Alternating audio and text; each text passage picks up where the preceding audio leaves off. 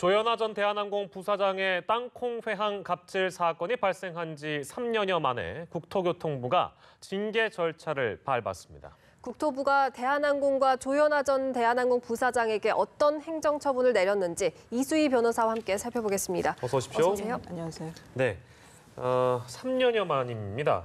대한항공 과징금은 27억 9천만 원, 조현아 전 부사장의 벌금은 150만 원의 행정처분을 내렸는데요. 일단은 적당한 처분이라고 보시는지요? 그 항로 변경죄가 무죄로 나왔기 때문에 대법원에서 이제 지난 12월에 지난해 12월에 뭐 최종 판결이 났기 때문에 그러면 이제 업무 방해밖에는 남는 게 없었거든요. 뭐 그런 면에서 어쩔 수 없는 그런 그러니까 지금 이거는 그 땅콩 해양과 관련해서는 대한항공 법인에다가 과징금이 물린 거고 조현아 전 부사장에 대해서는 조사를 하는데 국토부에서 조사를 하는데 거짓말을 했다라는 것 때문에 지금 이제 행정처분 150만 원이 나온 거거든요. 그래서 그거는 뭐 대법원의 최종 판결도 있고 해서 뭐 부득이한 상황이라고 보입니다만 문제가 되는 거는 너무 늦게 지금 이 행정처분을 내린 것이 아니냐 하는 거거든요. 뭐 국토부에서는 이와 관련돼서 뭐 부당한 것이 있었는지 그 한마디로 직무유기가 있었는지에 대해서 감사를 진행하겠다라는 입장이긴 하는데. 보통 잘 아실 거예요. 왜 그 미성년자들이 그 나이 속이고 뭐 그 술을 판매를 한 경우에 이렇게 술을 산 경우에 그런 그 업소들에 대해서 그런 음식점에 대해서도 그 영업 정지 같은 행정 처분은 정말 빨리 내려지거든요. 근데 이거는 근 3년이 지나서 이렇게 행정 처분이 내려졌다라는 거는 좀 늑장 대응이다라는 데에 대한 비판을 받을 만하다고 생각이 듭니다. 글쎄요, 그러면 왜 이렇게 늦게 결정을 했을까요? 그러니까 이제 국토부에서는 항로 변경에 유무죄가 갈리니까 그리고 이제 그때도 당시 땅콩 해양 때 이게 항로 변경에 해당되느냐 안 되느냐 가지고 이제 법조인들 사이에서도 의견이 많이 갈렸단 말이죠. 그렇고 기다렸단 말씀인가요? 그래서 이제 유죄가 나올 때까지 기다렸다라는 건데 보통의 경우에 그러니까 행정처분이 이렇게 늘 명확한 어떤 그 형사 사건의 결정이 난 이후에 내려지냐면 사실상 그렇지는 않거든요. 그래서 이제 행정처분이 먼저 뭐 기소가 된다든가 검찰에서 이건 유죄 사항이다 생각해서 기소를 하면 그 기소를 보고 행정처분을 내리거나 좀 늦춰진다 하더라도 1심 선고 나면 보통 행정처분을 내리거든요. 이 조현아 전 사장의 경우에는 1심에서는 항공기 항로 변경이 유죄가 났었어요. 그래서 실형 1년이 선고가 됐었는데 그것이 최종적으로 무죄가 돼서 뭐 파기가 된 그 결과이긴 하지만 다른 사례들에 비해서는 행정처분이 좀 늦게 내려진 것이 아니냐는 비판은 받을 만한 것 같습니다. 근데 보면 징계 논의 대상에 이 조현아 전 부사장뿐만 아니라 당시에 객실 담당을 했던 상무 또 기장도 포함이 돼 있네요. 어떤 처분이 내려졌습니까? 기장의 경우에는 이 땅콩 해양과 관련해서는 받은 게 없어요. 과징금이나. 왜냐하면 이때 검찰에서도 피해자라고 봤거든요. 이 조현아 전 부사장이 너무 소리를 지르고 그러니까 위협적으로 하니까 어쩔 수 없이 램프 리턴을 했다. 그러니까 기장도 피해자다라고 해서 거기에 대해서는 이제 별도의 행정처분을 안 내렸는데 오늘 내린 행정처분에서 기장, 부기장이 자격 정지를 받은 거는 이거는 이제 웨이아이인가요? 그 중국의 그 공항에서 지난 1월 달에 그 이륙 준비를 하면서 이동을 하다가 할주로를 이탈한 사고가 있었어요. 그 사고 때문에 기장, 부기장이 자격증명 정지 처분을 받은 겁니다. 땅콩 해양과는 이렇게 별개의 얘기다. 그렇습니다. 저희가 좀 정리를 해드렸고요. 자, 그리고 다른 내용인데요. 이거는 이제 조양호 한진그룹 회장과 조원태 대한항공 사장이 진에어에서 아무런 직책도 맡고 있지 않을 때 내부 서류에 결재를 했다. 이게 밝혀지게 된 건데 일단 어떻게 밝혀지게 됐습니까? 그 유리컵을 던졌네 아니네 뭐 이렇게 설왕설래했던 그 조현민 상무가 맞나요? 조현민이? 아주 직책들이 많아서. 전무죠. 전무. 저 미국 시민권자인데, 그러니까 예, 미국 예, 그쵸. 국적자인데 진에어의 등기 이사로 있는 것이 이것이 법 위반 아니냐라고 예, 예. 해서 이제 문제가 되니까 국토부에서 관련 서류를 받아서 조사를 하는 과정에서 예. 드러난 겁니다. 근데 진에어의 뭐 어떤 고난이라든가 직책을 갖고 있지 않은 조양호 회장이라든가 예. 조원태 대한항공 사장이 내부 문서에 결재를 했더란 말이죠. 네. 그게 보통 이제 그 뭐 진에어 그 승무원들의 그 유니폼을 구입한다든가 뭐 예. 이런 문서들의 내부 결재를 한 것이 드러난 거예요. 이걸로. 예, 예. 그러면은 진에어 안에 자회사인 진에어의 직책이나 어떤 직위가 없는 사람이 결재를 했다는 거는 이 회사가 뭔가 잘못 운영되고 있다는 비정상적인 거잖아요. 것처럼 보여지네요. 그리고 그렇죠. 그리고 그 위에 뭐 지주회사라든가 아니면 다른 그 위 상위에 있는 회사들의 지배 구조가 이 자회사까지도 뭐 좀 그 합법적이지 않은 방법으로 예. 그 뭐 어떤 위력 행사가 되고 있다는 거니까 아. 이것은 문제가 있는 거다라고 네. 해서 공정거래위에다가 이 예, 예. 사건을 넘긴 겁니다. 그러니까 네. 공정거래위에서는 어떤 그 대주주의 특수관계인들이 혹시 사익을 편취하는 게 있는 게 아닌가라는 네. 그 부분을 중점으로 해서 들여다볼 걸로 보입니다. 그러니까 직책이 없는 사람이 진에어라는 법인에 대해서 어떤 결정권을 행사한 것이 비정상적으로 회사를 운영한 어떤 증거가 될 수 있는 문서를 발견했다. 예. 아, 이렇게 보면 되는 걸까요? 근 한 5년 동안에 내부 예. 문서에 결재를 했는데 한 70여 5년이요? 예, 한 70여 차례 된다는데 그 사이에 뭐 조양호 회장이나 조원태 사장이 지책이 있던 때도 있고 아닌 때도 있었단 말이죠. 네. 그런데 예. 아닌 때에도 결재를 계속 했더라는 거죠. 그거는 이런 대주주나 이 조양호 회장 일가가 전혀 상관없는 그 지배력을 행사할 수 없는 회사에도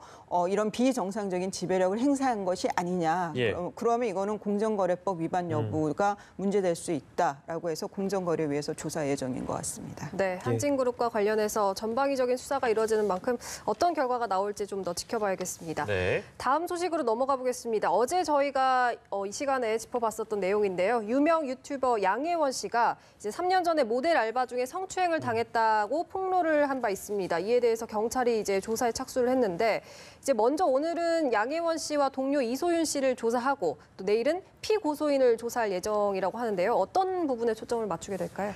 그러니까 그 촬영이 동의가 된 촬영이냐. 예. 그러니까 지금 고소인들은 그런 촬영인지 모르고 갔고 그리고 촬영 중에도 분위기 자체가 굉장히 강압적이었고 뭐 예. 이래서 강요에 의해서 촬영을 임했다라는 취지인 거고요. 예. 거기에 대해서 피고소인은 합의가 됐다. 예. 근데 이제 구두로 합의를 했다고 지금 알려져 있어요. 그 네. 입장이.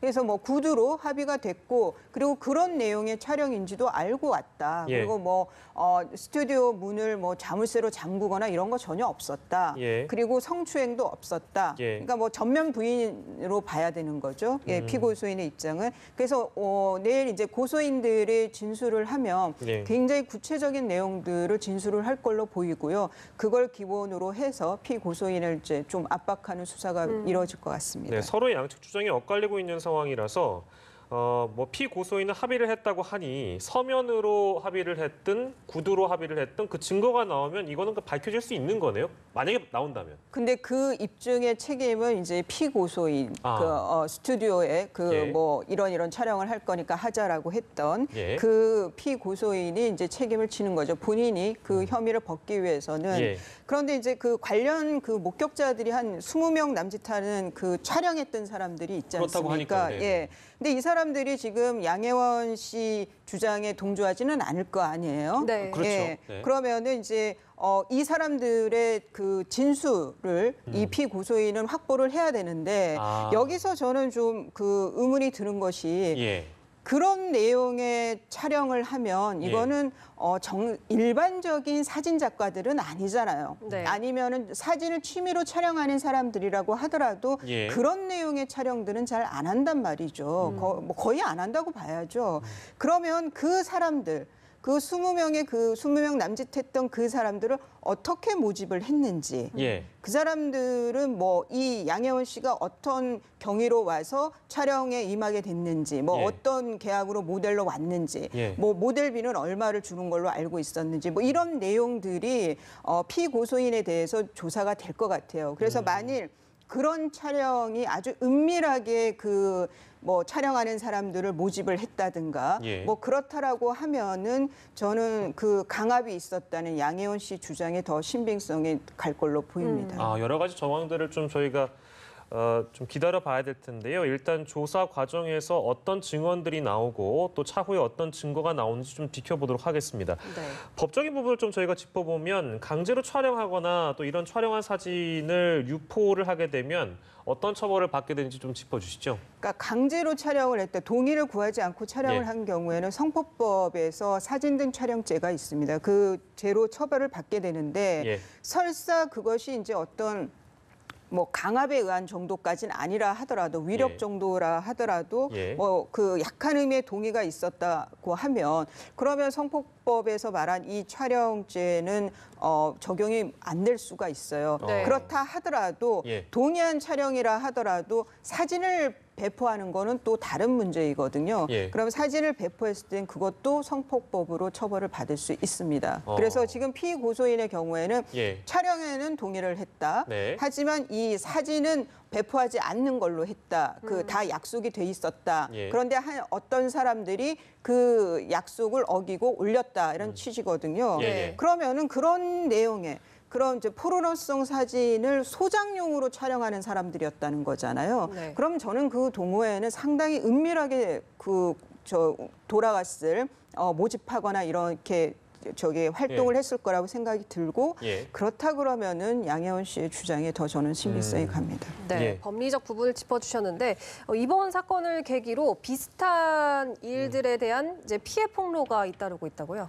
저는 이제 이런 왜 배우로 데뷔를 하고 싶으니까 연예인으로서 활동하고 싶어하는 많은 한 뭐 10대 후반이나 20대 예. 초반의 여성들 중에 이렇게 길거리 캐스팅이라든가 뭐 이렇게 가서 사진 촬영 한번 해보자, 카메라 네. 테스트 해보자라고 해서 그때까지는 정상적인 것 같은데 그리고 예. 마치 막 데뷔를 시켜주고 예. 탄탄대로를 만들어줄 것처럼 하면서 나중에 이런 정말 촬영 때는 보면 이런 이제 포르노성 뭐 이런 영화라든가 이런 경우들 그런 이제 그런 성폭력을 당하는 사례들이 제법 나오고 있어요. 예. 거기에 대해서는 정말 여성에 대한 악성 범죄라고 봐야 되고요. 예. 저는 이런 의사에 반해서 촬영됐다라고 분명히 밝힌 이런 사진을 뭐 그냥 단순히 열람해서 보거나 아니면 이렇게 다운 받는다고 그러죠. 네. 그렇게 하는 사람들도 처벌할 수 있도록 예. 좀 성폭법이 좀 개정이 됐으면 좋겠다 싶습니다. 예. 자, 그리고 저희가 마지막 주제로 좀 준비한 내용은요.